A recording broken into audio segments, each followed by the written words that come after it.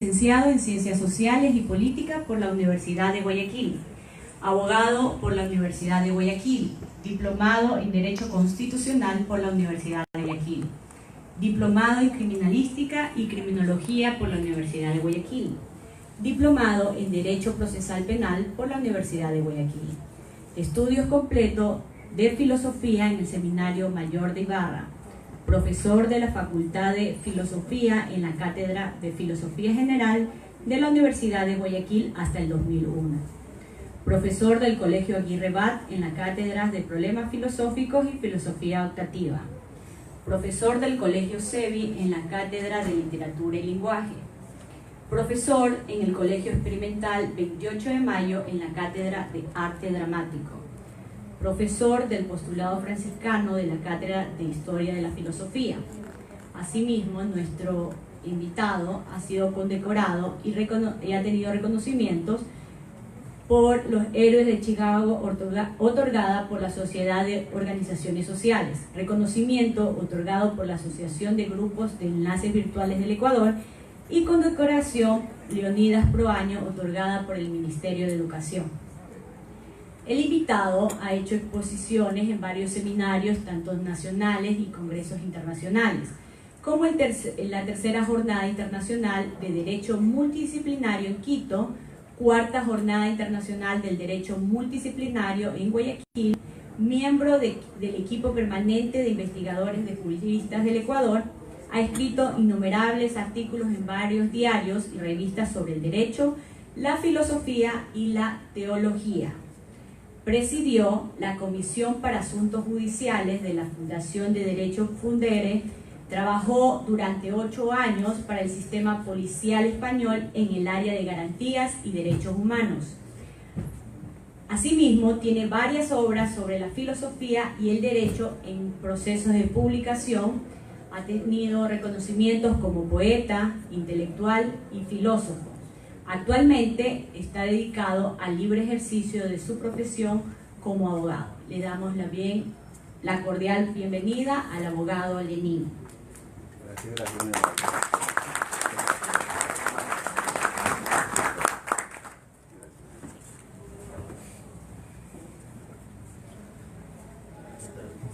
Gracias. Bien, quiero empezar diciendo que aunque he sido invitado de Guayaquil, pues no soy ajeno a esta tierra. Soy más cercano de lo que se podría imaginar. Aunque vivo en Guayaquil y he vivido prácticamente mi vida en Guayaquil, aquí está mi primera escuela, que se llamó entonces, supongo que se llamará igual, pero no haya cambiado de nombre, Santa Teresita, recuerdo. Todavía está en La Libertad. Aquí fue mi niñez, mis primeros recuerdos. Yo vine muy pequeño aquí. Mi madre también aquí tuvo su primer trabajo, fue profesora, que me acompaña, porque ella me acompaña. Mi madre, que sí. Póngase de pie, Gracias. Aquí tuvo su primer trabajo, fue profesora en el Colegio Sarmiento. Aquí mi padre tuvo su último trabajo, aquí fue feliz durante 23 años. Fue director de la extensión universitaria de la Universidad de Guayaquil, aquí en la península de Santa Elena. Gracias. Y aquí mi padre fue feliz.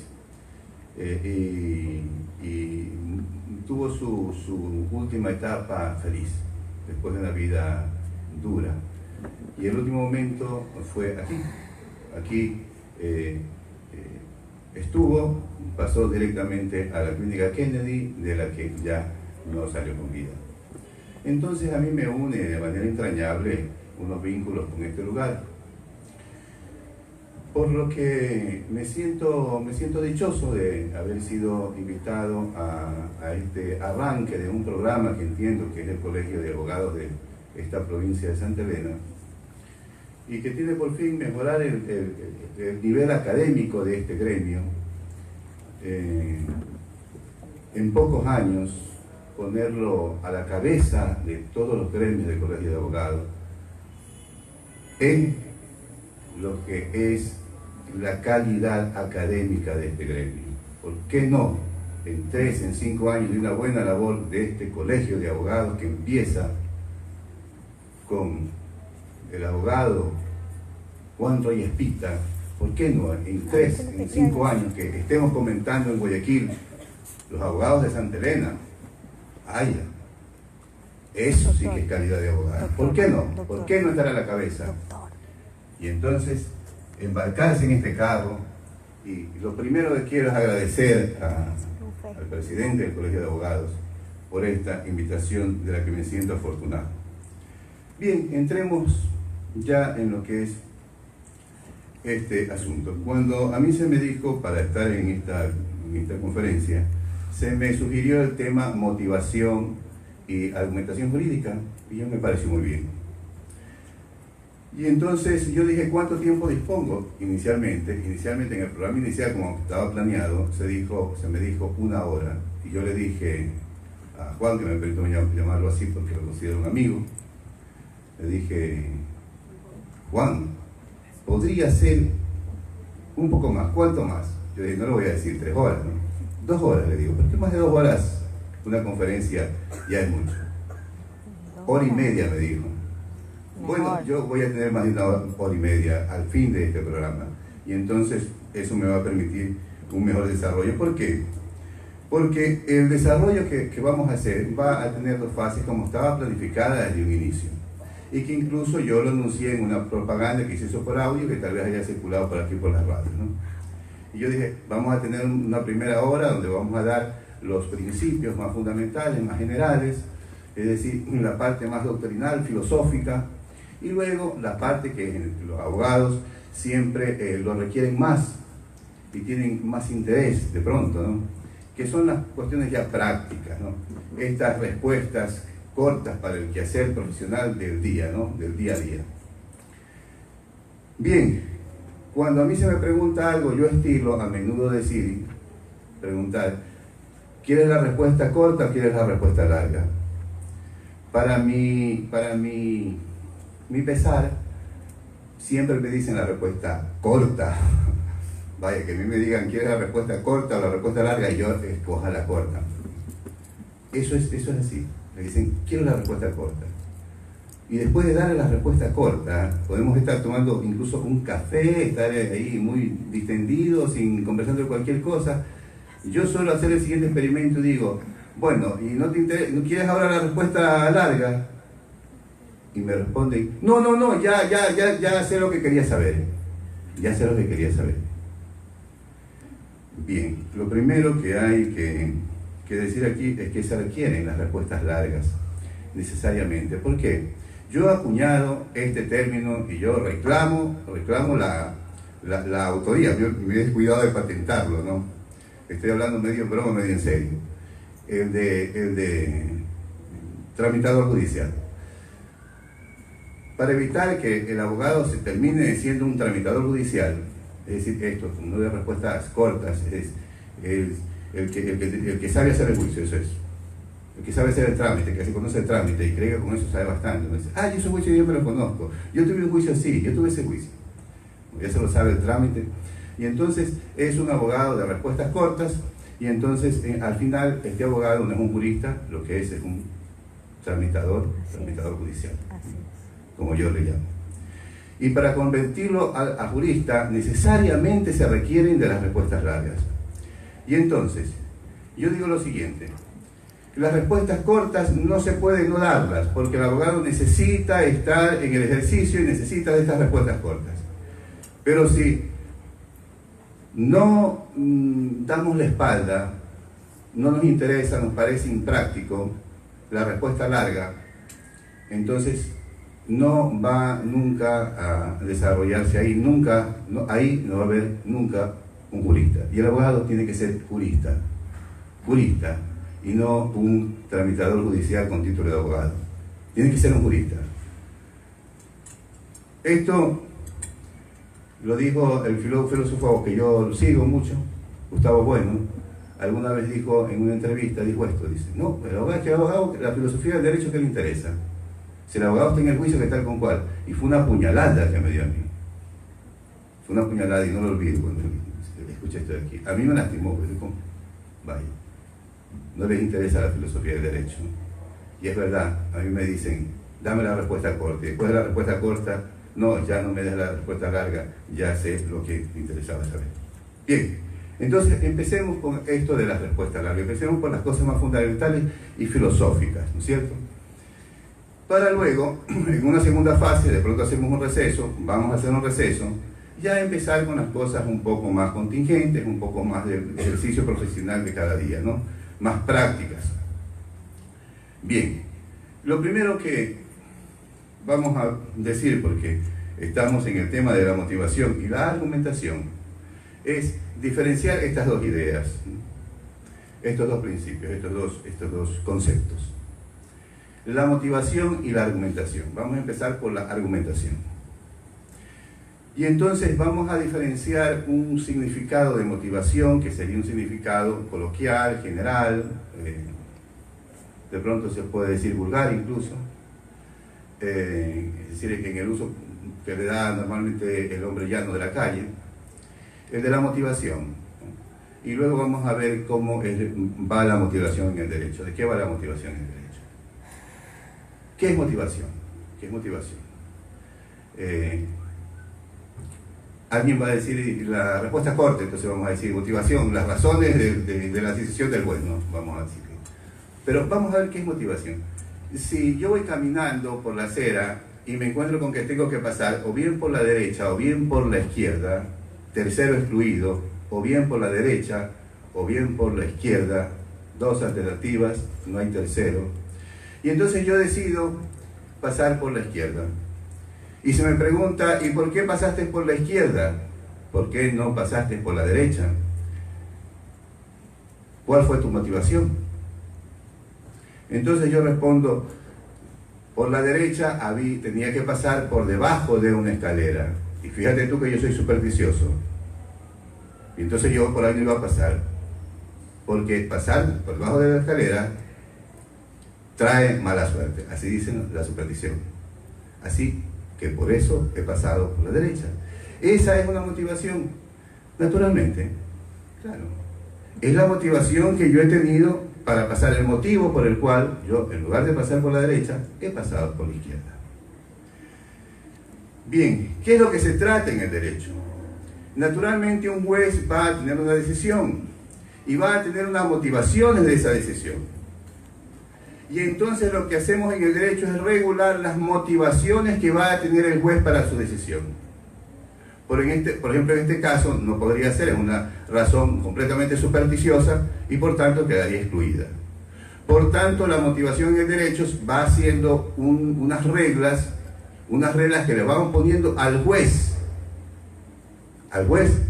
de las razones por las cuales va a tomar una decisión. No puede ser cualquier razón. Vamos a poner otro ejemplo, un segundo ejemplo. Ocurre que la hija le dice a la madre, madre, te voy a presentar a mi novio. Ayer ahora, dice la madre, por favor. Y le lleva al novio. El padre está en el extranjero, trabajando. Y entonces, bueno, lo invita, habla con él, conversa, lo invita a cenar, se van los novios, luego sale, se despide a la hija, se va.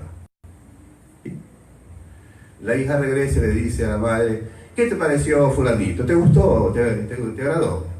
Y la madre le dice, te digo la verdad, hija, mi corazón de madre me dice que ese hombre no te conviene. Y entonces la hija naturalmente, pero no me digas eso, si es buena gente, se porta bien conmigo, mira qué tal, mira con cuál, ¿cómo vas a decir mi corazón de madre? ¿Qué quieres que yo le diga a él? Es que el corazón de madre y mi mamá dice, dame razón, dice. Bueno, ¿qué pasa? Que llama el padre y le dice, bueno, y fue este muchacho por la casa, ¿qué tal? Cuéntame, ¿qué te pareció? Y le dice, mira, no me gustó el chico. ¿Por qué? Solamente te digo que mi corazón de madre me dice que ese hombre no conviene para nuestra hija. Y el padre se pone pues ya como cualquier padre. ¿Pero qué le viste? Mira, no te puedo decir, pero algo me dice mi corazón de madre. Bueno, si vamos a ver qué padre, no sé, como dicen ahí, se mosquea, dicen ahí, ¿no? Vamos a ver qué padre coge y lo toma con una sonrisa y dice, ay, qué mujer más supersticiosa, esa no es razón. Seguramente lo que el padre va a decir, mira, yo voy la próxima semana y hablo, ya se preocupa, lógico. Se preocupa. Entonces aquí tenemos dos casos. Es una razón, que su corazón de madre es una razón, claro que es una razón. Que no sea una razón racional, que son dos cosas distintas, ¿eh? Que la razón puede ser irracional. Se puede tener una razón, ¿no es cierto? La razón es que por debajo de la escalera me da mala suerte. Es mi razón.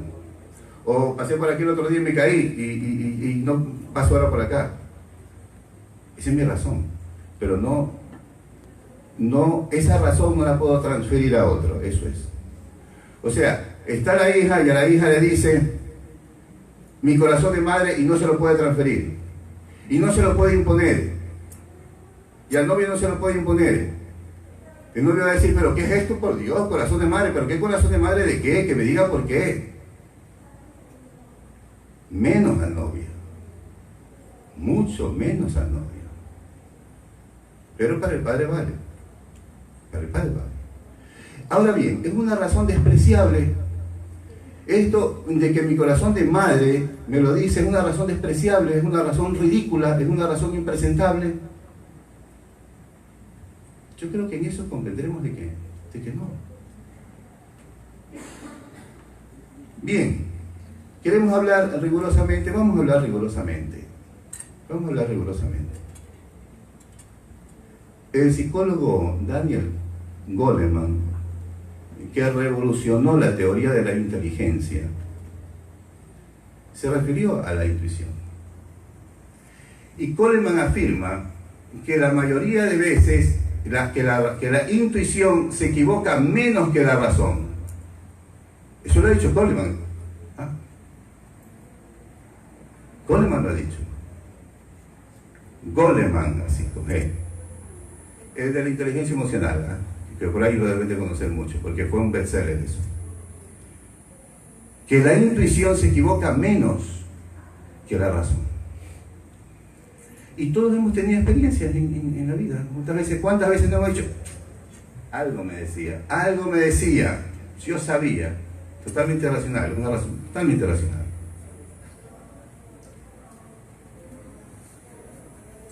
Bueno, ¿qué pasa? Dice, vamos a preguntarle a Goleman, bueno, dime, Goleman, Daniel, para que pronunciar más fácil, sin temor, Daniel Goleman.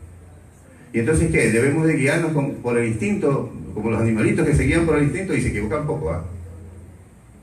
El instinto no nos engaña. Bien, y nos dejamos llevar por la intuición. Goleman dice, no se trata de eso. Se trata de que no podemos dar la espalda a la intuición,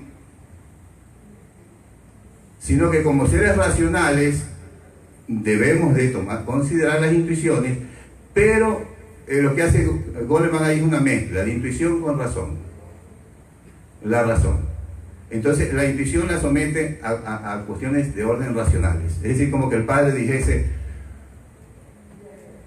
bueno, vamos a ver, dame razones, ¿no es cierto? Dame razones. Y la madre no le da ninguna razón. Y por ejemplo el padre pudiese decir, empiece a considerar, ¿no es cierto? Dice, ¿no será que de pronto tú tienes temor, es el primer novio, la chica está enamorada, no crees que tal vez es tu celo de madre, no tienes, empieza pero no la descalifica de una, es decir, no considera cuando le dice mi corazón de madre y no lo desecha como algo ridículo, como algo impresentable, como algo que no merece ninguna atención. No, es la intuición. Vamos a ver. Bien. ¿Qué ocurre? El problema no es... somos seres que estamos totalmente manejados por intuiciones. Y los jueces también, lo vamos a demostrar en esta conferencia. Lo que ocurre es que esas razones de intuición, que pueden ser válidas, y gente muy rigurosa, muy seria, científica, ha dicho que muchas veces las decisiones, y sobre todo las más importantes de su vida, las toma fundamentalmente por intuición. Le presta oído a la intuición. Y esto no es ninguna ingenuidad, ninguna superstición. Pero ¿qué pasa?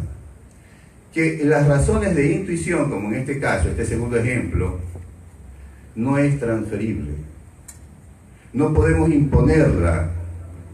Como si la madre le diría, pues ¿qué quieres que te diga este muchacho? ¿Que trabaja dónde?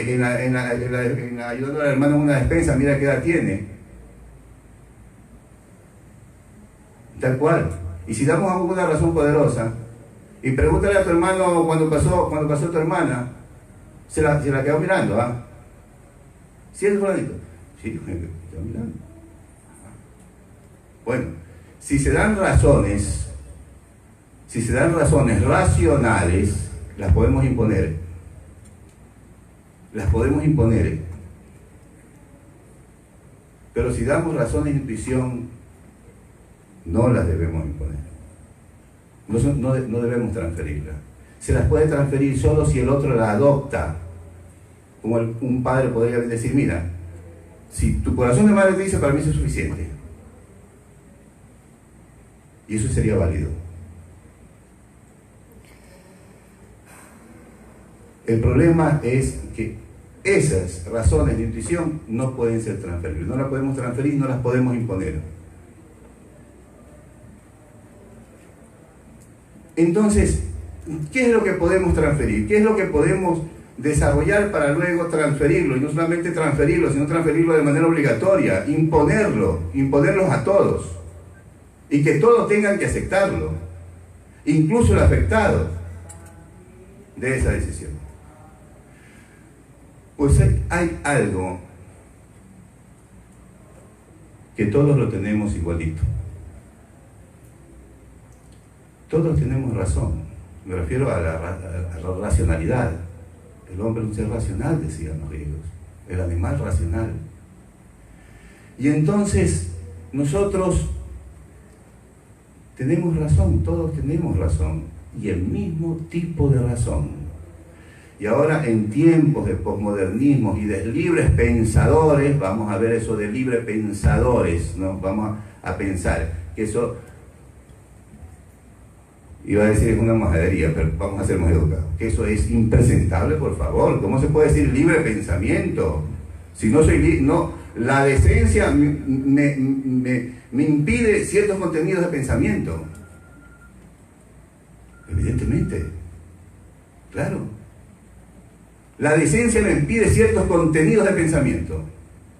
Y la lógica y las reglas de razonamiento me obligan a unas formas predeterminadas del razonamiento y del pensamiento.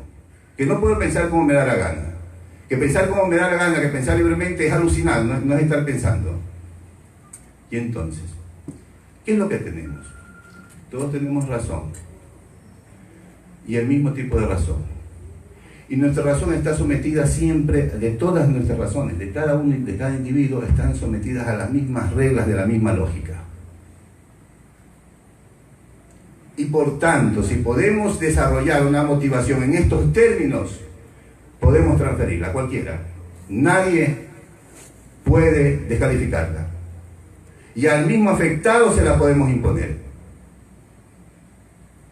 De esto se trata. Por eso la argumentación, que ya es un término lógico, que es la construcción lógica de una sentencia, por ejemplo. Bien. Van a disculpar que yo uso doble gafa porque... Bien, y aquí tengo algunos apuntes que quiero seguir. Bien. Entonces, se trata de que a la decisión le precedan unas razones racionales, ¿no es cierto? una construcción lógica que se pueda transferir y pueda obligarse a todos se les puede obligar, al afectado se le puede imponer. Bien, ¿cómo es esta construcción? De manera muy general. Sabemos que la sentencia tiene una estructura y esa estructura está hecha primero de una parte expositiva que se dice, ¿no es cierto? La exposición, los antecedentes y bueno, y al final una decisión. Esto es un conflicto que está ahí y luego la solución, la sentencia propiamente, es decir, se resuelve el conflicto mediante sentencia. Tenemos el conflicto y tenemos la solución. En medio de esto están la construcción racional, las razones, la motivación, en la parte considerativa.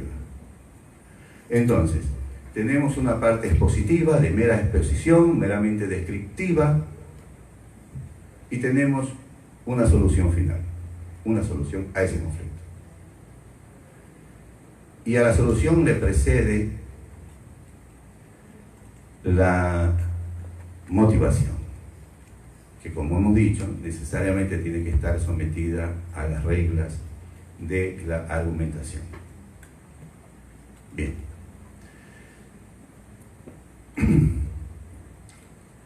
Entonces, esta construcción es y sigue siendo, ¿no? Ya esto lo vamos a desarrollar, ¿no? Un silogismo. ¿Por qué? Vamos esto luego a ampliarlo, porque lógicamente esto ya en este momento es insuficiente, ¿eh? Es insuficiente. Pero todavía, es decir, todavía esto está presente, o sea, no ha desaparecido. Lo que pasa es que se han agregado, nos han sobrevenido otras cosas además de esto. Es decir, esto es insuficiente, pero sigue plenamente vigente, sigue existiendo. Eso está ahí y no puede cambiar. Esto es el gran silogismo, ¿no? Entonces tenemos la premisa mayor, la premisa menor y la conclusión, ¿no es cierto? Vamos a recordar esto, ¿no? del silogismo. Entonces, el silogismo empieza por una premisa mayor, luego lo vamos a relacionar con la sentencia. El silogismo empieza con una premisa mayor. Aristóteles, que desarrolló la lógica, entonces pone el siguiente ejemplo de silogismo. Y nos dice, todos los hombres son mortales. Entonces esa es la ley universal, la mayor, es la general, ¿sí? Luego pone otra premisa y dice, Sócrates es hombre. Esa es una más determinada, es una más particular. La una es universal, la otra particular. Y luego la conclusión. Luego, por lo tanto, Sócrates es mortal. Claro, ahí está el silogismo, ¿no? Una mayor, una menor que se subsume en la mayor y que lleva a la conclusión. Vamos a ver. La mayor. Todos los hombres son mortales. Ahí está la mayor. General. La menor. Sócrates es hombre. Estamos subsumiendo la menor en la mayor. Y eso nos lleva a una conclusión. ¿Cuál es la conclusión? Que Sócrates es mortal. Ahora la sentencia. En la sentencia, la mayor viene a ser la norma.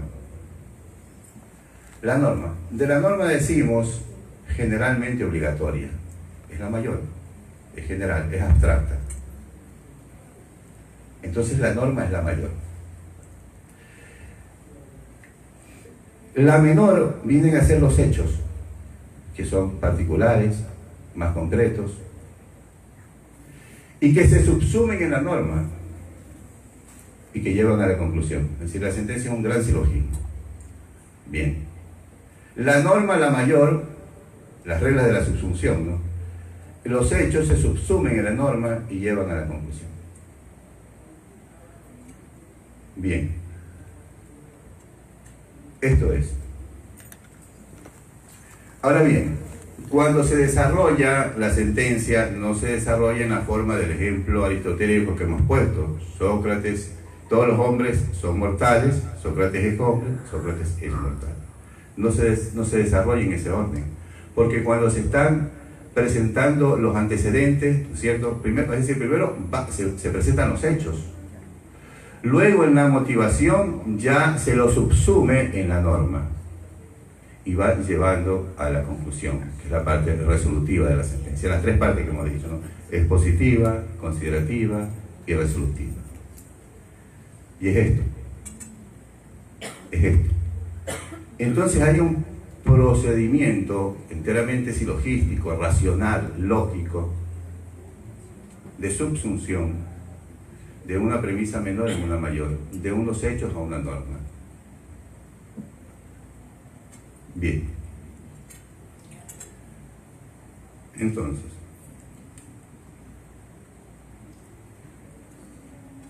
con esto los veo muy bien a ustedes, pero aquí las letras estas pequeñas, aquí las veo ya claras.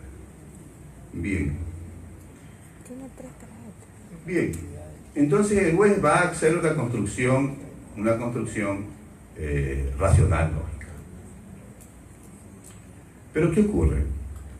Habíamos dicho que el juez es un ser intuitivo, está sujeta a la intuición. Sabemos algo, esto lo sabemos, esto lo sabemos, no es especulativo, esto lo sabemos. Y sabemos que la decisión del juez no se da como se nos presenta en la sentencia. Es decir, una construcción lógica que termine en y silogística, una construcción lógica que desemboca en una conclusión. Es decir, el juez en su mente no está haciendo una construcción lógica como va a presentar a su sentencia. El juez, esto lo sabemos, el juez en su mente no está haciendo esa construcción lógica y llegando luego a una conclusión. Esto no ocurre así en la mente del juez.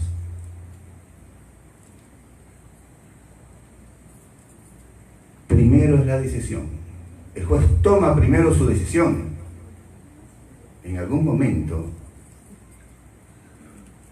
yo no tengo la experiencia de juez, pero puedo decir que simplemente me fijo en los datos rigurosos y en los estudios, y en lo que se sabe. Pero en algún momento el juez toma su decisión. Luego va viendo cómo la motiva. En algún momento, por alguna razón, el juez toma su decisión. Y esas razones pueden ser intuitivas. Esas razones a menudo son intuitivas. A menudo son intuitivas. Otra cosa es que el juez vaya a presentar esas razones en la sentencia. Tendrá que presentar razones lógicas. ¿Qué es la intuición? Vamos a ver qué es la intuición, porque hemos estado hablando de la intuición. ¿Qué es la intuición? La intuición es esto, ¿no? Hemos dicho un conflicto y una solución. No hay nada de por medio. ¿Qué hay ahí? Intuición. La intuición es eso, es la inmediatez. Es decir, que no hay nada de por medio. Tengo la intuición de que es una mala persona. ¿Por qué? No hay ninguna razón. No hay nada de por medio. Mi corazón de madre, no hay ninguna razón de por medio. Es un salto. En medio no hay nada. Esa es la intuición. Que en medio no hay nada. Bien. Distinto de la evidencia. Por ejemplo, yo tengo evidencia en este momento de mi amigo Juan Reyes Pita. Porque lo estoy viendo, o acá de mi amigo Víctor Tomalán, ¿no es cierto? Tengo la evidencia de él, pero lo tengo de evidencia, porque lo tengo aquí, ¿no es cierto? La intuición es algo que no veo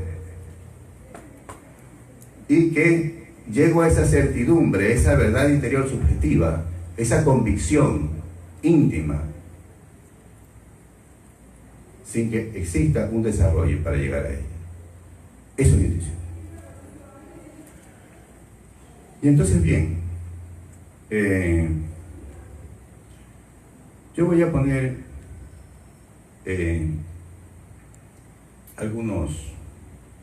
me voy a permitir poner algunos ejemplos que yo he visto ya de cuestión personal, pero que yo creo que son muy didácticos y que no nos van a hacer ajenos.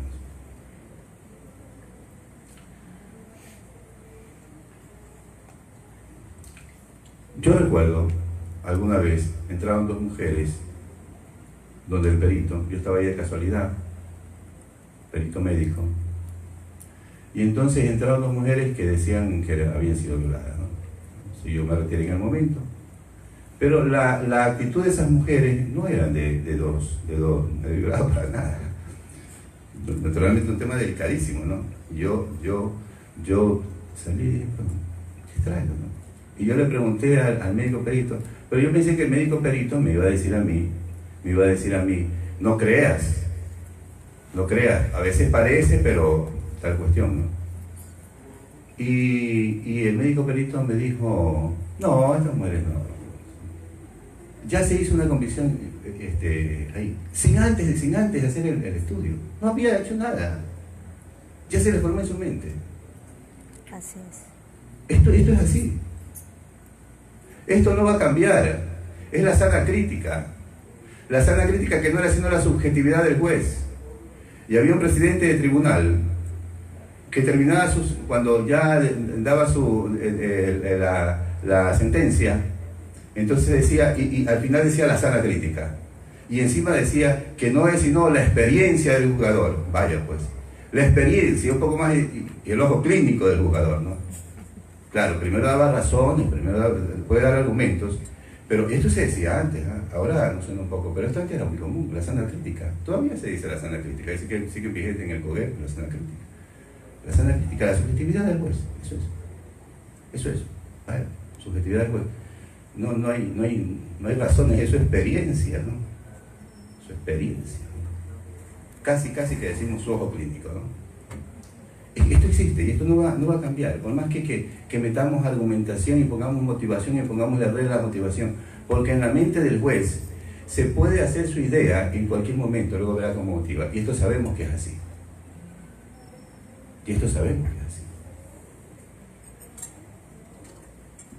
Bien.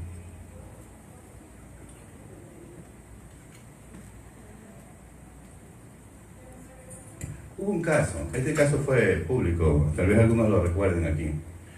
Esto causó conmoción en España cuando una muchacha, un juez motivó su sentencia de maltrato porque dijo que declaró sin lugar, ¿no?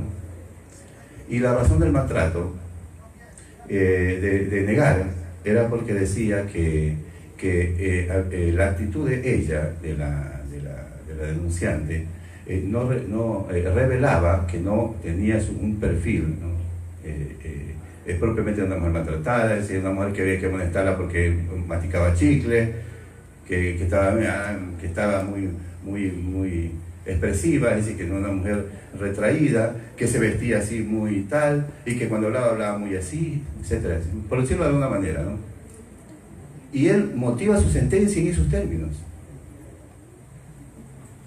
Naturalmente esto provoca un escándalo, una conmoción. Lo censuraron, lo destituyeron, qué sé yo. Pero el asunto es que este juez lo pone en su sentencia. Pero este tipo de conductas, claro que pueden persuadir a un juez, claro que pueden persuadir a un tribunal. Claro que una mujer que está recogida, que habla con temor, que habla insegura, que tiembla, claro que persuade al tribunal. Y claro que también lo persuade, en un sentido contrario, una mujer que mastica con mucha así, al estilo de brillantina, el chicle y tal cosa, ¿no? Y luego dice, es que así. Claro que persuade, claro que puede persuadir. Eso en la realidad es así. Eso en la realidad es así. Claro que persuade. Bueno, estas cosas se dan, no hay que escandalizarse, es lo más normal, ¿no? El juez es persuadido por ese tipo de cosas. Pero es que además lo enseñamos y lo decimos desde las cátedras. Decimos oratoria forense, algo que nunca me gustó, nunca me ha gustado, nunca me gustará, pero que tengo que aceptarlo, que es verdad. Y por último, si se le enseña, ¿por qué se le enseña? ¿Qué se va a hacer? Pero ¿qué es la oratoria? Y se dice, la oratoria para persuadir, y te enseñan formas. Lo que te están diciendo es que según como digas, persuades o no persuades. Es decir, el mismo argumento, dicho de manera distinta, lo persuade al juez. Y eso te lo están enseñando en las universidades. Es que esto es así.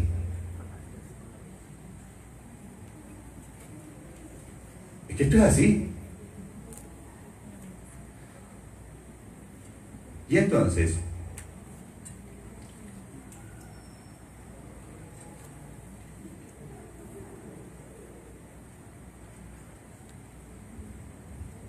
pensamos ya en este momento, como que y entonces que estamos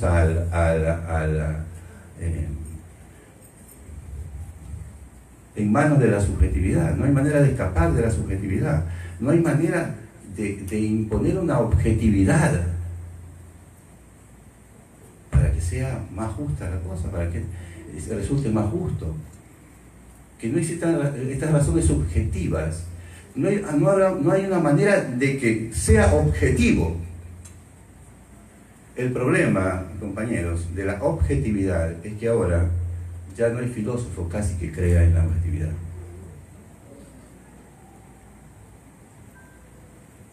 Es decir, y que hemos pensado siempre que lo objetivo está ahí como una realidad que se impone y es. Y lo subjetivo, pues, vendría a ser una cuestión que está en la conciencia, que puede ser, que no puede ser, y que toda es cuestión de que la conciencia se allañe a la realidad y entonces sea objetiva. A la supuesta. Pero ya eso en filosofía casi si alguien lo dice con la boca muy pequeña. Kant y todo esto de aquí, pero solo por decir una cuestión que viene de Wittgenstein, bueno, el filósofo austriaco. Vamos a decirlo rápidamente. Un ejemplo. Wittgenstein dice que no hay cosas, hay hechos. No hay cosas, hay hechos, dice. Bueno, rápidamente digamos lo siguiente, expliquémoslo de esta manera, ¿no? Por ejemplo, una silla está ahí, y decimos, ahí está el objetivo, la silla. Estoy viendo que es una silla. Bueno, una silla para mí, y para él, pero resulta que todos tenemos una morfología, una estructura, que nuestras piernas, a mitad de piernas, se flexionan porque hay una articulación, y que tenemos unos glúteos sobre los que descansamos, y que entonces es una silla para todos. Pero claro, para una bestia de la selva, claro, ¿qué silla va a ser? No es racional, ¿no? Si lo fuera tampoco se podría hacer la idea de silla, a menos de que una tribu no contactada que no usa sillas, se le presenta la silla, no se puede hacer con la idea de la silla. Tal vez la descubra, pero porque tiene su morfología, su estructura, le va a permitir que se le desarrolle esa idea de silla. O si metemos la silla en lo profundo del mar, claro, seres con otras morfologías, algas o estas cuestiones, claro, no son racionales, y si lo fueran, no se harían nunca con la idea de silla, pero nunca. Y unos alienígenas, que ya dicen los científicos que existen, la probabilidad, porque ahora están hablando siempre de probabilidades, dicen que es muy probable, ¿no?, que existan alienígenas. ¿Qué tal? Bien, y entonces, si estos alienígenas, a menos de que tengan una estructura como similar a la nuestra, podrán descubrir la idea de silla. Mientras tanto, no se podrán hacer nunca la idea de silla, y ese objeto no será una silla para ellos nunca. Es decir, lo objetivo, ya dice Wittgenstein, no ve lo objetivo, dice. Parece que lo subjetivo es lo que está ahí. Ese es un problema un problema serio cuando queremos hablar de objetividad. Y entrar en esto es muy, muy profundo, muy filosófico, muy amplio, y vamos a dejar esta idea así nomás. Vamos a dejar esto insinuado de esta manera. El problema es que tenemos una estructura psíquica, psicológica, etcétera, que tenemos un material con el que estamos trabajando. Es decir, el juez siempre será un ser humano y no será otra cosa.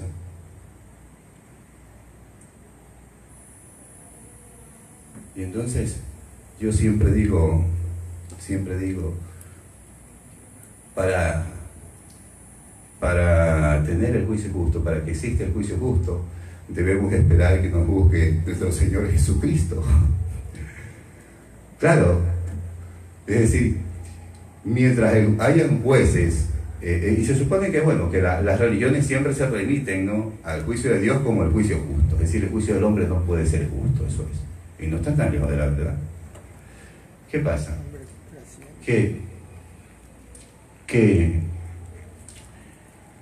nosotros estamos hechos de unos materiales que van a condicionar, lógicamente, todo esto de aquí.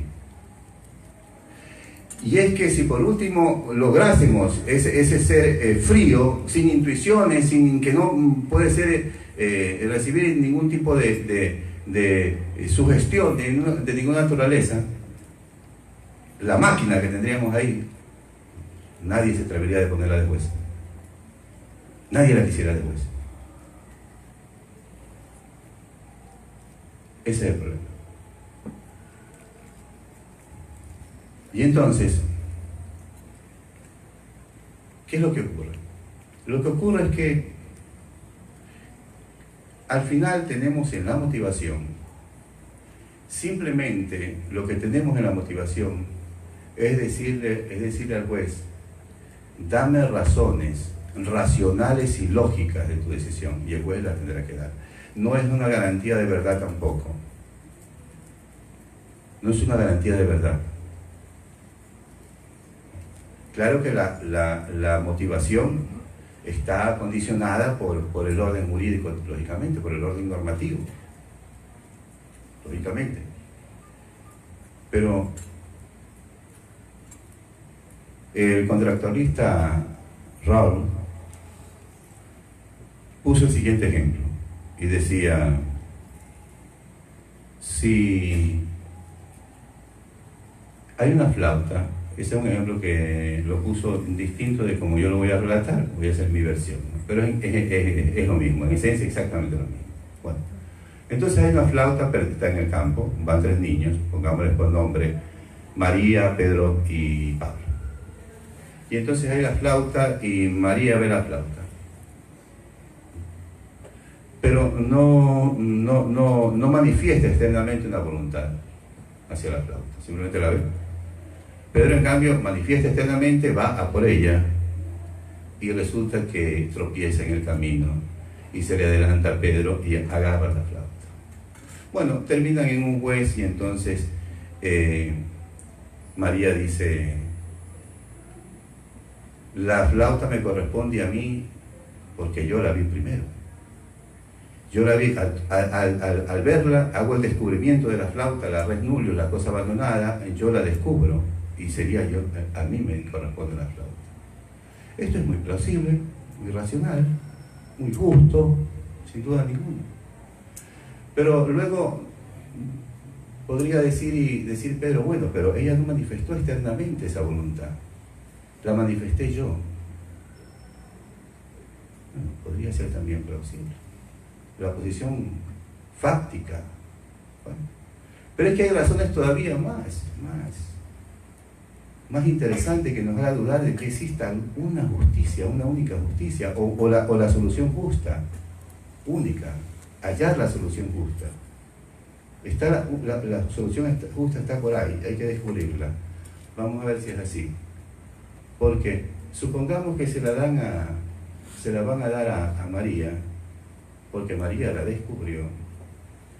Y entonces la razón sería, bueno, sí, pero María tiene muchas flautas, señor juez. tiene muchas flautas porque su familia es rica, sus padres ricos, y tiene la casa llena de flautas. Y miren, en cambio yo soy pobre, mi familia es pobre. Y no solo que no tengo una flauta, sino que hacerme con una flauta me será imposible. Bueno, pero resulta que si se la damos a María, si se la damos a, bueno, María, si se la damos a Pedro, aparece Pablo, y Pablo nos dice: Señor juez, es cierto que María la descubrió, y por eso le correspondería a ella. También es cierto que Pedro, a diferencia de María, no podría tener una flauta si ahora no se la concedemos a él. Pero resulta, señor juez, que ni María ni Pedro tocan flauta. Y yo, en cambio, soy flautista y no tengo flauta. Yo toco flauta. Bueno, Rad nos dice que las 3 decisiones serían justas, ¿eh? Que con las 3 decisiones, lógico, se puedan hacer motivaciones justas. Y entonces, hay ahí una justicia que estaría ya escondida, que tendríamos que ir a por ella y encontrarla.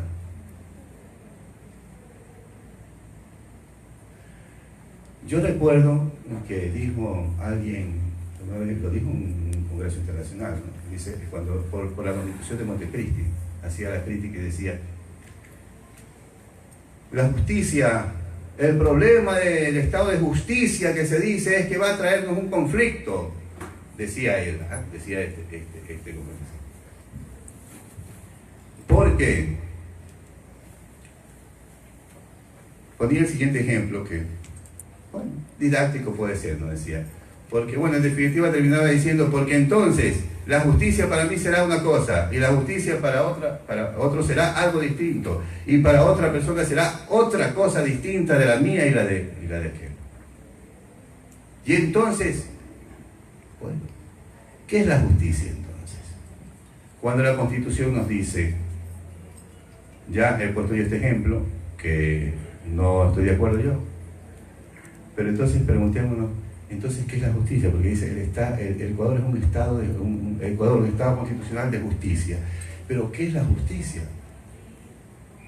Esto, compañeros, no tiene, es un error creer que tiene alguna dificultad, no tiene ninguna dificultad, porque la justicia está escrita en la Constitución. La justicia es lo que dice la Constitución. Esa es la justicia, pero no solo la Constitución, sino todo el orden jurídico. Así es. La justicia está dada positivamente. Aquí no hay conflicto. La justicia está dada. La cuestión es si esa justicia está dada de manera arbitraria, por ejemplo, es otra cosa. ¿Qué pasa con el ejemplo de la flauta? ¿Qué pasa? ¿Qué ocurre aquí? Que una construcción, por ejemplo, liberal, podría darle la flauta, claro, se la va a dar a María, porque la descubrió y no interfiere, sin más. Analice ese hecho. ¿A quién le corresponde? Y bien puede concluir que le correspondería a María, en razón de que María es la que descubre la res nullius y por tanto a ella le corresponde. Bien. Pero una construcción diferente, un Estado social o socialdemócrata, pongamos, podría en cambio, en esa construcción, podría la justicia llevarnos a otra solución. La justicia positiva, la que da la Constitución y el orden jurídico, podría hacernos dar la flauta a Pedro.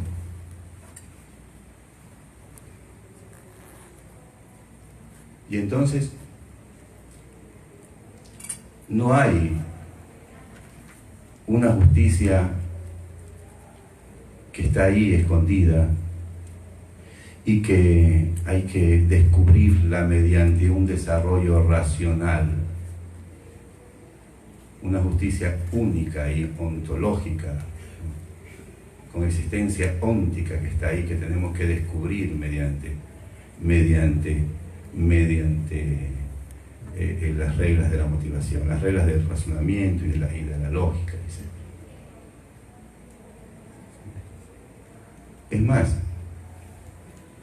cuando Rawls habla de la norma justa, de la ley justa, entonces dice Rawls, es que vamos a la asamblea con todo lo que tenemos y por tanto la norma justa no la conoceremos nunca. No es posible, dice. ¿Por qué no es posible la norma justa? Porque yo voy hombre, pues. Y por tanto hablaré desde hombre.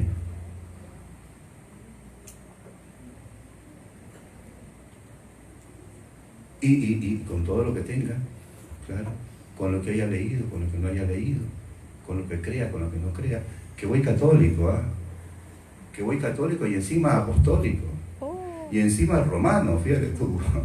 Y entonces hablaré desde el católico, desde el apostólico y desde el romano. No hablaré desde el ateo. Lo que pasa es que en la asamblea y en la discusión yo no puedo dar razones dogmáticas, eso es distinto. Eso es distinto. Eso es distinto. Y a veces en eso confundimos el Estado laico. Cuidado, porque podemos marginar de la democracia al que tiene un credo, al que tiene una fe. Cuidado. Y entonces, simplemente la norma justa, simplemente no la podemos conocer. Porque nadie va imparcial a descubrir la norma justa de la asamblea. Es imposible la imparcialidad. Todos van con lo que tienen. Y en la asamblea se discuten y se llega a la norma. Pero no hay imparciales que buscan la norma. Pero es que no lo pueden haber. No lo pueden existir y por tanto esa norma justa es imposible.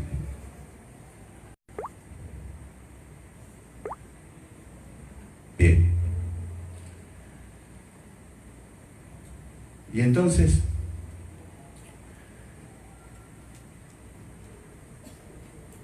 siete y media, ¿no? Hacemos de pronto una pausa para dividir las dos fases. ¿Parece? ¿Sí? Bien, vamos a... ¿De cuánto tiempo? Vamos a ver si terminamos esta idea, ¿no? Vamos a terminar en breve esta idea, hacemos una pequeña pausa y luego retomamos, ¿no? Bien.